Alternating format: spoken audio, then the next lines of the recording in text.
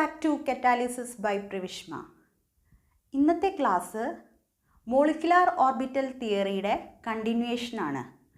കഴിഞ്ഞ ക്ലാസ്സിൽ നമ്മൾ മോളിക്കുലാർ ഓർബിറ്റൽ തിയറി എന്താണ് എന്നുള്ളത് ഡിസ്കസ് ചെയ്തു. പൈ മോളിക്കുലാർ ഓർബിറ്റൽ, അതേപോലെ തന്നെ സിഗ്മ മോളിക്കുലാർ ഓർബിറ്റലിനെ കുറിച്ചിട്ടൊക്കെ പറഞ്ഞു. BMO, ABMO എന്നുള്ള കൺസെപ്റ്റൊക്കെ കഴിഞ്ഞ ക്ലാസ്സിൽ നമ്മൾ പഠിച്ചു കഴിഞ്ഞു.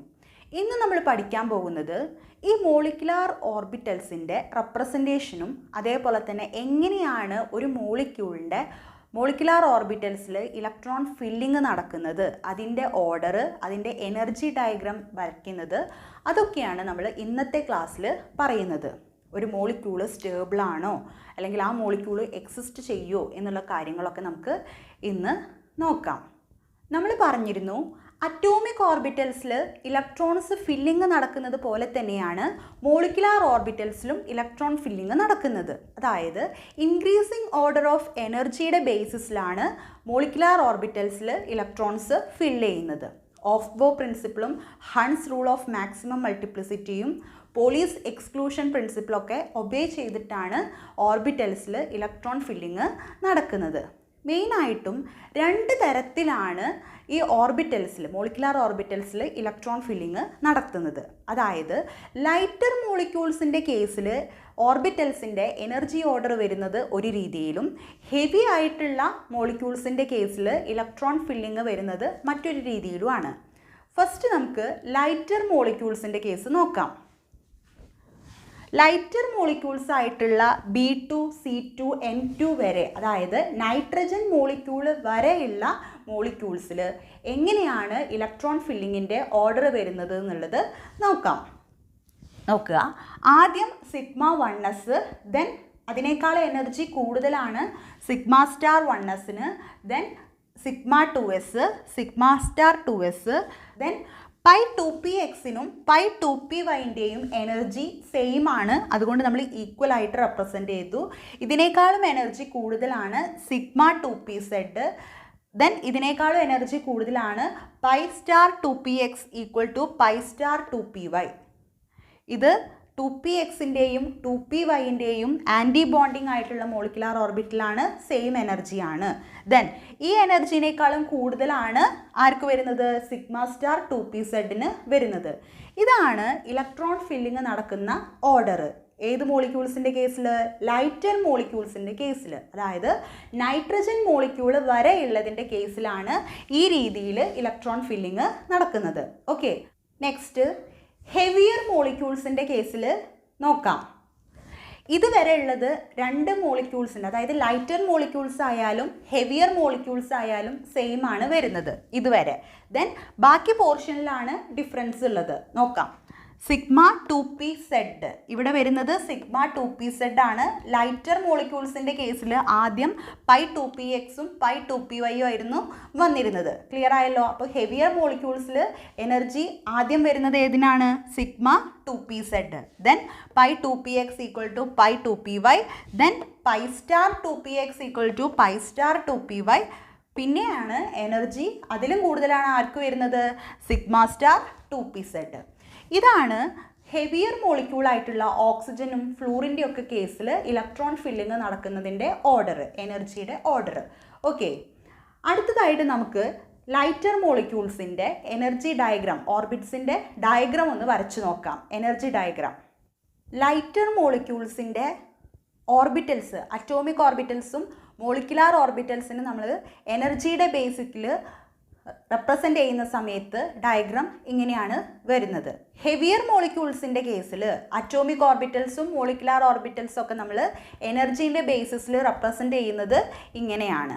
ഓക്കെ, ഒരു മോളിക്യൂളിൻ്റെ ഇലക്ട്രോണിക് കോൺഫിഗറേഷൻ കിട്ടിക്കഴിഞ്ഞാൽ നമുക്ക് ആ മോളിക്യൂളിൽ എത്ര ഇലക്ട്രോൺസ് ഉണ്ട്, എത്ര ഇലക്ട്രോൺസ് അതിൻ്റെ ബോണ്ടിങ് എമ്മോലുണ്ട്, എത്ര എണ്ണം ആൻറ്റി ബോണ്ടിങ് എമ്മോലുണ്ട് എന്നുള്ള കാര്യങ്ങളൊക്കെ അറിയാനായിട്ട് സാധിക്കും. വേറെ എന്തൊക്കെ ഡീറ്റെയിൽസ് ആണ് നമുക്ക് ഒരു മോളിക്യൂളിൻ്റെ ഇലക്ട്രോണിക് കോൺഫിഗറേഷനിൽ നിന്ന് കിട്ടുന്നതെന്ന് നോക്കാം. First one, stability. ഒരു മോളിക്യൂളിൻ്റെ സ്റ്റെബിലിറ്റി നമുക്ക് പറയാനായിട്ട് സാധിക്കും അതിൻ്റെ ഇലക്ട്രോണിക് കോൺഫിഗറേഷൻ നോക്കിക്കഴിഞ്ഞാൽ. ഇവിടെ NB എന്നും NA എന്നും എഴുതിയിട്ടുണ്ട്. അതായത് number of electrons in bonding MO ആണ് NB.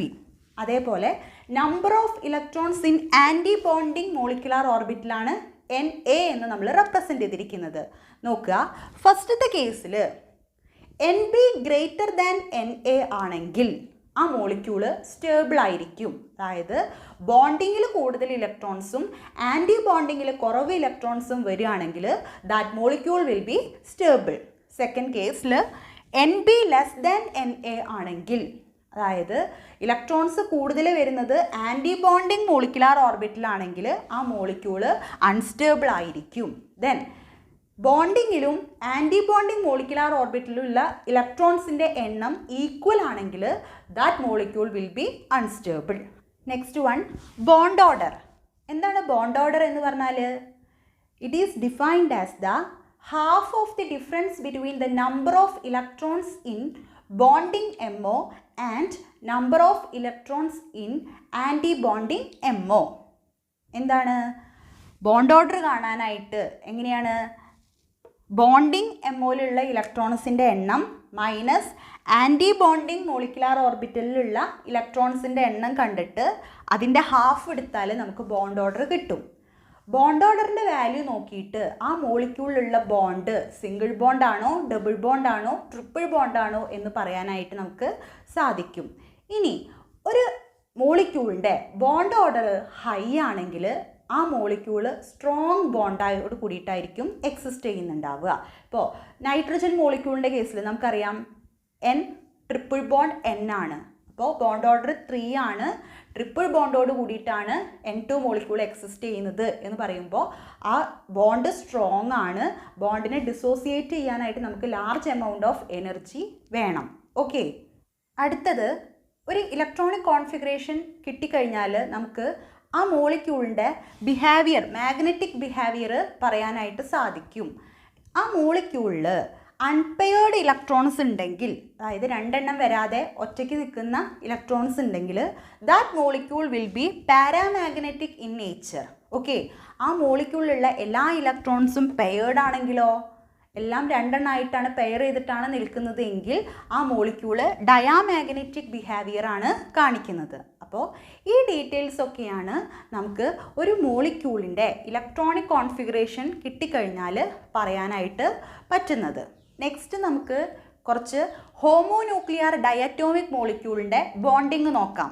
ഫസ്റ്റ് നമുക്ക് ഹൈഡ്രജൻ മോളിക്യൂൾ നോക്കാം. ഹൈഡ്രജൻ്റെ ഇലക്ട്രോണിക് കോൺഫിഗറേഷൻ 1s1 ആണ് അല്ലേ? 1s ഓർബിറ്റിൽ ഒരു ഇലക്ട്രോൺ ആണ് ഓരോ ഹൈഡ്രജൻ ആറ്റത്തിലും വരുന്നത്. നമുക്കറിയാം H2 മോളിക്യൂൾ എന്ന് പറയുമ്പോൾ രണ്ട് ഹൈഡ്രജൻ ആറ്റത്തിൻ്റെയും അറ്റോമിക് ഓർബിറ്റൽസ് തമ്മിൽ കമ്പൈൻ ചെയ്തിട്ടാണ് മോളിക്കുലാർ ഓർബിറ്റിൽ ഫോം ചെയ്യുന്നത് അല്ലേ? അപ്പോൾ രണ്ട് ഹൈഡ്രജൻ്റെയും ഒരു ഇലക്ട്രോൺ വരും. അങ്ങനെ ടോട്ടൽ മോളിക്കുലാർ ഓർബിറ്റലിൽ 2 ഇലക്ട്രോൺസ് വരും. നോക്കുക, അപ്പോൾ ഹൈഡ്രജൻ മോളിക്യൂൾ എടുക്കുമ്പോൾ അതിൽ total there will be 2 electrons. ആ 2 ഇലക്ട്രോൺസും എൻ്റർ ചെയ്യുന്നത് σ1s ഓർബിറ്റിലായിരിക്കും. അപ്പോൾ H2 മോളിക്യൂളിൻ്റെ ഇലക്ട്രോണിക് കോൺഫിഗറേഷൻ എഴുതുമ്പോൾ σ1s2 എന്ന് വരും. ഓക്കെ, നമ്മൾ ഡയഗ്രായിട്ട് റെപ്രസെൻ്റ് ചെയ്തതാണ് ഇവിടെ ഉള്ളത്. ഓക്കെ, എനർജിയുടെ ബേസിസിൽ 1s, 2 ഹൈഡ്രജൻ്റെ 1s ഓർബിറ്റിലാണ്, അറ്റോമിക് ഓർബിറ്റിലാണ് ഇത് രണ്ടും. അവ തമ്മിൽ കമ്പൈൻ ചെയ്തിട്ട് ബോണ്ടിങ് MOU ഉണ്ടായി, ആൻറ്റി ബോണ്ടിങ് MOU ഉണ്ടായി. അപ്പോൾ ഹൈഡ്രജൻ്റെ ഈച്ച് ഹൈഡ്രജനിലുള്ള ഇലക്ട്രോണ് പോയത് എവിടെയൊക്കെയാണ്? σ1s ഓർബിറ്റിലേക്കാണ് അത് പോയത്, 2 electrons. Anti bonding MO vacant ആയിട്ട് കിടക്കുകയാണ്. ഓക്കെ, ഇത് നോക്കിയിട്ട് നമുക്ക് ഹൈഡ്രജൻ മോളിക്യൂളിൻ്റെ ബോണ്ട് ഓർഡർ കാൽക്കുലേറ്റ് ചെയ്യാനായിട്ട് സാധിക്കും. എങ്ങനെയായിരുന്നു? Half of the NB minus NA. ബോണ്ടിങ്ങിൽ എത്ര ഇലക്ട്രോൺസ് ഉണ്ട്? 2 എണ്ണം. ആൻറ്റി ബോണ്ടിങ്ങിൽ 0. അപ്പോൾ 2 - 0/2 ചെയ്യുമ്പോൾ നമുക്ക് എന്ത് കിട്ടും? ബോണ്ട് ഓർഡർ എന്ന് പറയുന്നത് 1 കിട്ടും. ബോണ്ട് ഓർഡർ 1 എന്ന് പറയുമ്പോൾ ഹൈഡ്രജൻ മോളിക്യൂള് സിംഗിൾ ബോണ്ടോട് കൂടിയിട്ടാണ് എക്സിസ്റ്റ് ചെയ്യുന്നത് എന്ന് നമുക്ക് പറയാം അല്ലേ? ഇവിടെ അൺപെയർഡ് ഇലക്ട്രോൺസ് ഉണ്ടോ? ഇല്ല. ഹൈഡ്രജൻ മോളിക്യൂളിലുള്ള ഇലക്ട്രോൺസ് എല്ലാം പെയർഡ് ആണ്. അതുകൊണ്ട് തന്നെ നമുക്ക് എന്ത് പറയാം? ഹൈഡ്രജൻ മോളിക്യൂൾ എന്ന് പറയുന്നത് ഡയാമാഗ്നറ്റിക് ബിഹേവിയർ ആണ് കാണിക്കുന്നത് എന്ന് പറയാം. മോളിക്യൂള് സ്റ്റേബിൾ ആണ് എന്നും പറയാം. ക്ലിയർ ആയല്ലോ? നെക്സ്റ്റ് H2+ മോളിക്യൂള് കൺസിഡർ ചെയ്യുക. ഓക്കെ, നമുക്കറിയാം പ്ലസ് ചാർജ് വന്നു കഴിഞ്ഞാൽ ഒരു ഇലക്ട്രോണിനെ വിട്ടുകൊടുത്തു എന്നാണ് അർത്ഥം. അപ്പോൾ ഒരു ഹൈഡ്രജൻ ആറ്റവും ഒരു ഹൈഡ്രജൻ്റെ അയോണും തമ്മിലാണ് കമ്പൈൻ ചെയ്യുന്നത്. അങ്ങനെ H2+ മോളിക്യൂൾ ഫോം ചെയ്യുകയാണ്. അപ്പോൾ ടോട്ടൽ H2+ മോളിക്യൂളിൽ എത്ര ഇലക്ട്രോൺസ് വരും? H2+ മോളിക്യൂളിൽ 1 ഇലക്ട്രോണേ വരുന്നുള്ളൂ. അപ്പോൾ ഇലക്ട്രോണിക് കോൺഫിഗറേഷൻ σ1s1 എന്ന് വരും. നമ്മൾ എനർജി ഡയഗ്രാം റെപ്രസെൻ്റ് ചെയ്യുന്ന സമയത്ത് ഒരു ഹൈഡ്രജനിൽ ഒരു ഇലക്ട്രോൺ ഉണ്ട്, മറ്റേ ഹൈഡ്രജൻ ഇലക്ട്രോൺസ് ഒന്നുമില്ല, വേക്കൻ്റ് ആണ്. അവ തമ്മിൽ അറ്റോമിക് ഓർബിറ്റൽസ് കമ്പൈൻ ചെയ്തിട്ട് മോളിക്കുലാർ ഓർബിറ്റൽസ് ഫോം ചെയ്യുന്നു. BMOയും ആൻറ്റി ബോണ്ടിങ് മോളിക്കുലാർ ഓർബിറ്റലും ഉണ്ട്. BMOയിൽ ഒരു ഇലക്ട്രോണ്, ആൻറ്റി ബോണ്ടിങ്ങിൽ ഒന്നുമില്ല. ബോണ്ട് ഓർഡർ കാൽക്കുലേറ്റ് ചെയ്യുകയാണെങ്കിൽ ഹാഫ് ഓഫ് 1 മൈനസ് 0. അപ്പോൾ നമുക്ക് ആൻസർ ഹാഫ് വരും. ബോണ്ട് ഓർഡർ ഹാഫ് എന്ന് പറയുമ്പോൾ ആ മോളിക്യൂള് സ്റ്റേബിൾ ആണ് എന്ന് നമുക്ക് പറയാം അല്ലേ. Positive value of bond order ഉദ്ദേശിക്കുന്നത് ആ മോളിക്യൂള് സ്റ്റേബിൾ ആണ്. പക്ഷേ ഇവിടെ H2+ മോളിക്യൂളിൻ്റെ സ്റ്റെബിലിറ്റി എന്ന് പറയുന്നത് ഹൈഡ്രജൻ മോളിക്യൂളിൻ്റെ സ്റ്റെബിലിറ്റിയുടെ ഹാഫാണ് വരുന്നുള്ളൂ. ഓക്കെ, ദെൻ ഇവിടെ ഒരു അൺപെയർഡ് ഇലക്ട്രോൺ വന്നതുകൊണ്ട് നമുക്ക് പറയാം ആ ഒരു മോളിക്യൂള് പാരാമാഗ്നറ്റിക് ബിഹേവിയർ ആണ് കാണിക്കുന്നത് എന്ന്. ക്ലിയർ ആയല്ലോ. Next molecule helium molecule consider ചെയ്യുക. ഒരു ഹീലിയത്തിൻ്റെ കോൺഫിഗറേഷൻ വരുന്നത് 1s2 ആണ്. അതായത് 1s ഓർബിറ്റലിൽ 2 ഇലക്ട്രോൺസ്. അങ്ങനെ 2 ഹീലിയം ആറ്റങ്ങൾ തമ്മിൽ കമ്പൈൻ ചെയ്യുമ്പോൾ ഇലക്ട്രോണിക് കോൺഫിഗറേഷൻ വരുന്നത് σ1s2 σ*1s2 ആയിരിക്കും. ഓക്കെ, എനർജി ഡയഗ്രമാണ് ഇവിടെ റെപ്രസെൻ്റ് ചെയ്തിരിക്കുന്നത്. ഒരു ഹീലിയത്തിൽ 2 ഇലക്ട്രോൺ, മറ്റേ ഹീലിയത്തിലും 2 ഇലക്ട്രോൺ.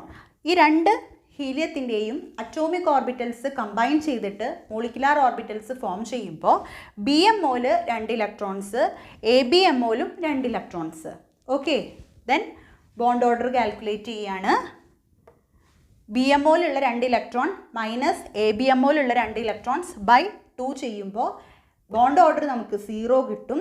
0 ബോണ്ട് ഓർഡർ മീൻ ചെയ്യുന്നത് എന്താണ്? ആ മോളിക്യൂള് എക്സിസ്റ്റ് ചെയ്യുന്നില്ല അല്ലെങ്കിൽ അൺസ്റ്റേബിൾ ആണ് എന്നുള്ളതാണ് 0 ബോണ്ട് ഓർഡർ റെപ്രസെൻ്റ് ചെയ്യുന്നത്. ഓക്കെ, ദെൻ ഇവിടെ there is no unpaired electrons, so the molecule will be diamagnetic in nature. Okay, next നമുക്ക് ഹീലിയത്തിൻ്റെ അയോൺ നോക്കാം.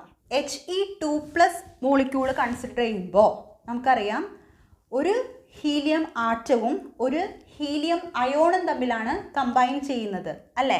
അപ്പോൾ ടോട്ടൽ എത്ര ഇലക്ട്രോൺസ് വരും? σ1s2 σ*1s1. ടോട്ടൽ 3 ഇലക്ട്രോൺസേ വരുന്നുള്ളൂ. MO ഡയഗ്രാം വരയ്ക്കുകയാണ്. ഇവിടെ 2 ഇലക്ട്രോൺ, ഇവിടെ 1 ഇലക്ട്രോൺ അയോണാണ്. കമ്പൈൻ ചെയ്തിട്ട് BMOയും ABMOയും ഫോം ചെയ്യുന്നു. BMOയിൽ 2 ഇലക്ട്രോൺ, ABMOയിൽ 1 ഇലക്ട്രോൺ. ബോണ്ട് ഓർഡർ കാൽക്കുലേറ്റ് ചെയ്യാം. ബോണ്ട് ഓർഡർ കാൽക്കുലേറ്റ് ചെയ്യുമ്പോൾ BMOയിലത്തെ 2 ഇലക്ട്രോൺ മൈനസ് ABMOയിലത്തെ 1 ഇലക്ട്രോൺ ഡിവൈഡഡ് ബൈ 2 ചെയ്യുമ്പോൾ ആൻസർ നമുക്ക് ഹാഫ് എന്ന് കിട്ടും. ഹാഫ് ബോണ്ട് ഓർഡർ വന്നു കഴിഞ്ഞാൽ ആ മോളിക്യൂള് സ്റ്റേബിൾ ആണ് അല്ലെങ്കിൽ എക്സിസ്റ്റ് ചെയ്യുന്നുണ്ട്. ഓക്കെ, ഇവിടെ ഒരു അൺപെയർഡ് ഇലക്ട്രോൺ ഉണ്ട്, which means that molecule is paramagnetic in behaviour. Okay, അടുത്തത് നോക്കാം. ഈ ടേബിൾ നോക്കുക. Li2 മോളിക്യൂള് ഇലക്ട്രോണിക് കോൺഫിഗറേഷൻ വരുന്നത് σ1s2 σ*1s2 σ2s2. Bond order calculate ചെയ്യുമ്പോൾ 1 ആണ് വരിക. ഡയാമാഗ്നറ്റിക് ബിഹേവിയർ ആണ് Li2ന് വരുന്നത്. Okay, next beryllium molecule consider ചെയ്യുക. σ1s2 σ*1s2 σ2s2 σ*2s2. Bond order 0, ആ മോളിക്യൂള് എക്സിസ്റ്റ് ചെയ്യുന്നില്ല. Next boron molecule σ1s2 σ*1s2 σ2s2 σ*2s2 π2pxൽ 1 ഇലക്ട്രോൺ, π2pyൽ 1 ഇലക്ട്രോൺ. ബോണ്ട് ഓർഡർ 1 ആണ്. മോളിക്യൂള് അൺപെയർഡ് ഇലക്ട്രോൺസ് ഉള്ളതുകൊണ്ട് പാരാമാഗ്നറ്റിക് ബിഹേവിയർ ആയിരിക്കും. Next one carbon molecule configuration σ1s2 σ*1s2 σ2s2 σ*2s2 π2pxൽ 2 electron, π2pyലും 2 electron. Bond order calculate ചെയ്യുമ്പോൾ 2 എന്ന് വരും. അൺപെയർഡ് ഇലക്ട്രോൺസ് ഇല്ലാത്തത് കൊണ്ട് ഡയാമാഗ്നറ്റിക് ബിഹേവിയർ ആയിരിക്കും. ഈ മോളിക്യൂൾസിൻ്റെ ഒക്കെ നിങ്ങൾ എനർജി ഡയഗ്രാം വരച്ച് നോക്കി ബോണ്ട് ഓർഡർ ഒക്കെ ശരിക്കും കാൽക്കുലേറ്റ് ചെയ്തിട്ട് സ്റ്റേബിൾ ആണോ അൺസ്റ്റേബിൾ ആണോ അല്ലെങ്കിൽ ഏത് ബിഹേവിയർ ആണ്, പാരാമാഗ്നറ്റിക് ആണോ ഡയാമാഗ്നറ്റിക് ആണോ എന്നുള്ളതൊക്കെ കണ്ടെത്തുക. ഓക്കെ, നെക്സ്റ്റ് നമുക്ക് നൈട്രജൻ മോളിക്യൂളിൻ്റെ കേസ് നോക്കാം. നൈട്രജൻ മോളിക്യൂൾ നോക്കുക. 2 നൈട്രജൻ ആറ്റംസ് കമ്പൈൻ ചെയ്തിട്ടാണ് N2 മോളിക്യൂള് ഫോം ചെയ്യുന്നത്. ഒരു നൈട്രജൻ ആറ്റത്തിൽ 7 ഇലക്ട്രോൺസ് ഉണ്ട്. അങ്ങനെയാണെങ്കിൽ N2 മോളിക്യൂളിൽ ടോട്ടൽ 14 ഇലക്ട്രോൺസ് വരും. ഇലക്ട്രോണിക് കോൺഫിഗറേഷൻ എഴുതുന്ന സമയത്ത് sigma 1s2, sigma star 1s2, sigma 2s2, sigma star 2s2, pi 2px2, pi 2py2, then sigma 2pz2. Configuration മാറിപ്പോവരുത്. ലൈറ്റർ മോളിക്യൂൾസ്, അതായത് നൈട്രജൻ വരെ ഉള്ളതിൻ്റെ കേസിൽ നിങ്ങൾ ഇവിടെ XYZ എന്ന് ഓർക്കുക. ഇതിന് ശേഷമാണ് ആൻറ്റി ബോണ്ടിങ് MO വരുന്നത്. ദെൻ നോക്കുക, ബോണ്ട് ഓർഡർ കാൽക്കുലേറ്റ് ചെയ്യുമ്പോൾ നമുക്ക് കിട്ടും ടോട്ടൽ BMOയിൽ വരുന്നത് 10 ഇലക്ട്രോൺ ആണ്. നോക്കിയേ, 2, 4, 6, 8, 10 മൈനസ് ആൻറ്റി ബോണ്ടിങ്ങിൽ 2, 4. എങ്ങനെയാണ് കാൽക്കുലേറ്റ് ചെയ്തതെന്ന് മനസ്സിലായോ? സ്റ്റാർ ഇട്ടിരിക്കുന്നത് നോക്കുക. സ്റ്റാർ വരുന്നത് 2 അടുത്താണ്, അവിടെ 2, 2, 4 ഇലക്ട്രോൺ. അതാണ് ഇവിടുത്തെ 4 ABMOയിലത്തെ. ബാക്കിയൊക്കെ ബോണ്ടിങ് ആണ്. അങ്ങനെ ടോട്ടൽ 10 ഇലക്ട്രോൺ. അപ്പോൾ 10 - 4/2 ചെയ്യുമ്പോൾ നമുക്ക് 3 കിട്ടും. നൈട്രജൻ മോളിക്യൂളിൻ്റെ ബോണ്ട് ഓർഡർ 3 ആണ്. നൈട്രജൻ മോളിക്യൂൾ ട്രിപ്പിൾ ബോണ്ടോട് കൂടിയിട്ടാണ് എക്സിസ്റ്റ് ചെയ്യുന്നത്. സ്ട്രോങ് ആയിട്ടുള്ള ബോണ്ടാണ്. അതുകൊണ്ട് തന്നെ nitrogen molecule very very stable ആണ്. ബോണ്ട് എനർജി ഹൈ ആണ് വരുന്നത്. ഇനി ഇവിടെ അൺപെയർഡ് ഇലക്ട്രോൺസ് ഒന്നും ഇല്ലാത്തത് കൊണ്ട് തന്നെ നൈട്രജൻ മോളിക്യൂൾ ഡയാമാഗ്നറ്റിക് ഇൻ നേച്ചറാണ്. ഓക്കെ, ഇതാണ് നൈട്രജൻ മോളിക്യൂളിൻ്റെ എനർജീനെ ഡയഗ്രമായിട്ട് റെപ്രസെൻറ്റ് ചെയ്തിരിക്കുന്നത്. മനസ്സിലായല്ലോ? ഇനി നെക്സ്റ്റ് ഓക്സിജൻ മോളിക്യൂൾ നോക്കാം. ഓക്സിജൻ മോളിക്യൂൾ നോക്കുക. ഓക്സിജനിൽ 8 ഇലക്ട്രോൺ ഉണ്ട്. ഓക്സിജൻ മോളിക്യൂൾ ആവുമ്പോൾ 2 ഓക്സിജൻ ആറ്റം കമ്പൈൻ ചെയ്തിട്ടാണ്. ടോട്ടൽ അങ്ങനെ 16 ഇലക്ട്രോൺസ് വരും. ഇതിന് നമ്മൾ ഇലക്ട്രോണിക് കോൺഫിഗറേഷൻ എഴുതുമ്പോൾ sigma 1s2, sigma star 1s2, sigma 2s2, sigma star 2x2, then sigma 2pzൽ 2 ഇലക്ട്രോൺ, ദെൻ പൈ 2pxൽ 2 electron, pi 2pyൽ 2 electron, then pi star 2pxൽ 1 ഇലക്ട്രോൺ, പൈ സ്റ്റാർ 2pyൽ 1 ഇലക്ട്രോൺ. ഇവിടെ എന്തുകൊണ്ടാണ് 1 ഇലക്ട്രോൺ ആയിട്ട് കൊടുത്തത്? കാരണം ഈ 2 ഓർബിറ്റൽസിൻ്റെയും എനർജി ഈക്വൽ ആണ്. അതുകൊണ്ട് ആദ്യം ഹാഫ് ഫിൽഡ് ആക്കിയതിന് ശേഷം മാത്രമാണ് നമ്മൾ നെക്സ്റ്റ് ഇലക്ട്രോണിനെ ആഡ് ചെയ്യാനായിട്ട് പാടുള്ളൂ. ഓക്കെ, ഓർഡർ മറക്കരുത്. ഓക്സിജൻ എന്ന് പറഞ്ഞാൽ ഒരു ഹെവിയർ മോളിക്യൂളാണ്. നൈട്രജൻ്റെ അറ്റോമിക് നമ്പറിനേക്കാളും കൂടുതൽ വരുന്നതാണ്. സോ ഇലക്ട്രോണിക് കോൺഫിഗറേഷനിൽ ചെറിയൊരു ഡിഫറൻസ് ഉണ്ട്. ആദ്യം വരുന്നത് 2pz ആണ്. ദെൻ 2pxും 2pyയും വന്നു. അതിനുശേഷം 2pxൻ്റെയും 2pyയുടെയും ആൻറ്റി ബോണ്ടിങ് വന്നു. ക്ലിയർ?